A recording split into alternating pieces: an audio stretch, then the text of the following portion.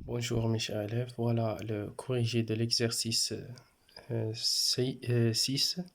Dans cet exercice, on a une figure. Dans cette figure, deux triangles sont rectangles respectivement en A et D. Voilà le triangle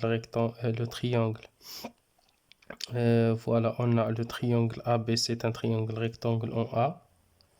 Et le triangle AD, c'est un triangle rectangle en D. Premièrement, on va calculer AC. Donc, pour calculer AC, on va utiliser le théorème de Pythagore pour calculer la longueur de l'un des côtés d'un triangle rectangle. Voilà, dans cette question, on va utiliser le triangle ADC parce qu'on a la longueur de les longueurs de deux côtés. Alors, on a ADC est un triangle rectangle. On a ADC est un triangle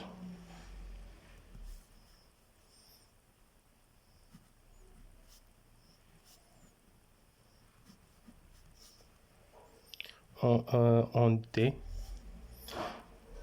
Alors, on peut appliquer le théorème de Pythagore.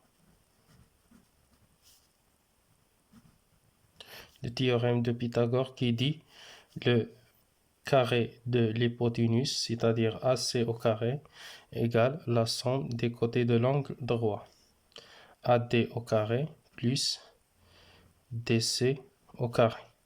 Et on va remplacer AD par racine de 3 au carré plus DC par 3 au carré, qui est égal à 3 plus 3 au carré égale à 9, qui est égal à 12. Alors, qui est égal à 12, c'est AC au carré. Alors, AC, pour enlever les carrés, on va utiliser la racine carrée. Donc, AC égale à racine carrée de 12, car AC est toujours positif. Et deuxièmement, en déduire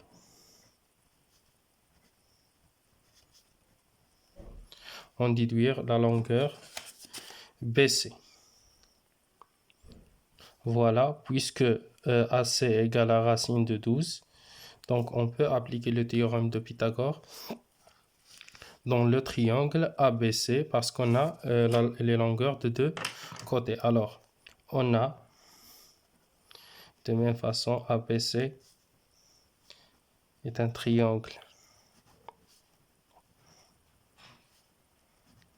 rectangle en A. D'après le théorème de Pythagore,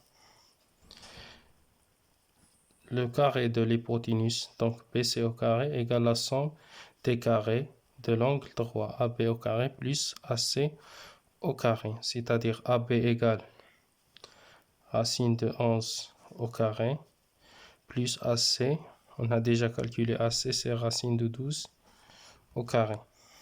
Par définition, racine carrée de 11 égale à 11 plus racine carrée de 12 égale à 12, donc c'est 23, qui est égal à 23, c'est BC au carré. Alors, BC égale à racine carrée de 23, car BC, la distance est toujours positive.